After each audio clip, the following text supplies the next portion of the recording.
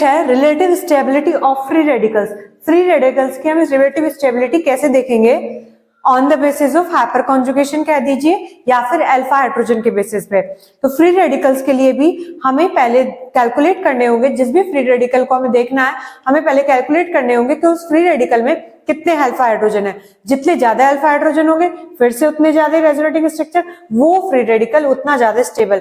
अब पर ये बात आती है कि फ्री रेडिकल होता क्या है। फ्री रेडिकल क्या होता है? अगर कहीं इस तरह से कार्बन कार्बन के बीच में बॉन्ड है, सिंगल बॉन्ड है, और इस बॉन्ड का हम ब्रेकेज कर दें, इस बॉन्ड को हम बीच में से होमोलाइटिकली तोड़ दें, तो क्या होगा? एक बॉन्ड टूटेगा तो 2 इलेक्ट्रॉन जनरेट होंगे, एक इलेक्ट्रॉन इधर वाले पे जाएगा और एक इलेक्ट्रॉन इधर वाले पे जाएगा। तो इस तरह से कार्बन पे क्या आ जाएगा? एक सिंगल इलेक्ट्रॉन आ जाएगा, इधर वाले कार्बन पे भी एक सिंगल इलेक्ट्रॉन आ जाएगा, और जो इन पे अटैच होंगे वो अटैच हो जाएंगे।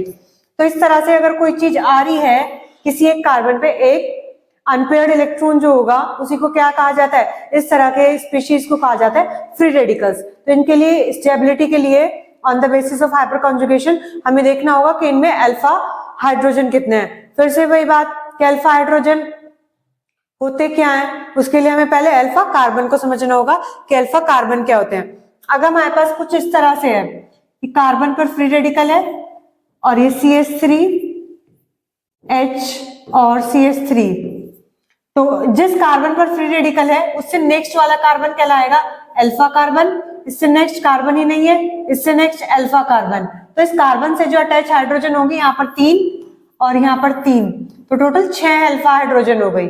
ठीक है, जिस कार्बन पे फ्री रेडिकल होगा उससे नेक्स्ट कार्बन कहलाता है अल्फा कार्बन, और उस कार्बन से जितनी भी अटैच हाइड्रोजन होगी वो कहलाएंगी अल्फा हाइड्रोजन।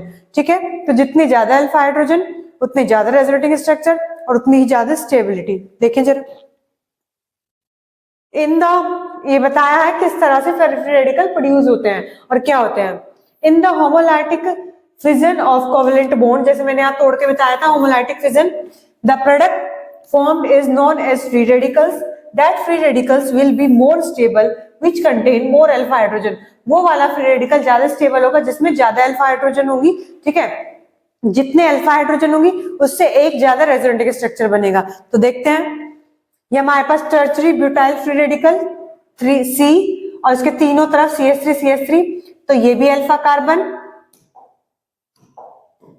ये भी अल्फा कार्बन, ये भी अल्फा कार्बन। ठीक है, 3 अल्फा कार्बन है, 3 हाइड्रोजन यहाँ है, 3 यहाँ है, 3 यहाँ है, तो टोटल 9 हाइड्रोजन है और हमारे पास रेजोनेटिंग स्ट्रक्चर उससे एक ज्यादा है और 10 रेजोनेटिंग स्ट्रक्चर है।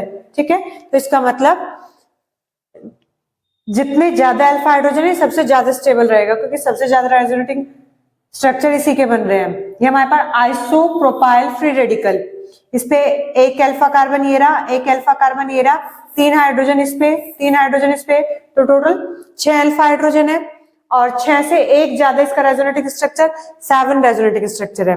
यहाँ पर देखें इथाइल फ्री रेडिकल, और ये हमारे पास इसके पास एक अल्फा कार्बन 3 अल्फा हाइड्रोजन, तो 3 से एक ज्यादा 4 रेजोनेटिंग स्ट्रक्चर।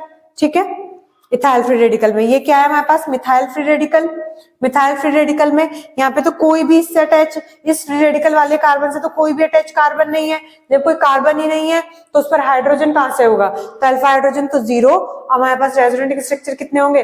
केवल 1, क्योंकि जितने अल्फा हाइड्रोजन है उससे एक ज्यादा रेजोनेटिंग स्ट्रक्चर होता है। तो इन सब में अगर पूछूं सबसे ज्यादा रेजोनेटिंग स्ट्रक्चर किसके बन रहे हैं?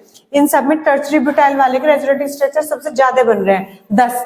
तो जितने ज्यादा इसके रेजोनेटिंग स्ट्रक्चर, इसलिए इन सब में चारों में अगर कंपेयर करूं तो टर्शरी ब्यूटाइल फ्री रेडिकल सबसे ज्यादा स्टेबल होगा। ठीक है, सभी को क्लियर हो गया होगा फ्री रेडिकल की स्टेबिलिटी।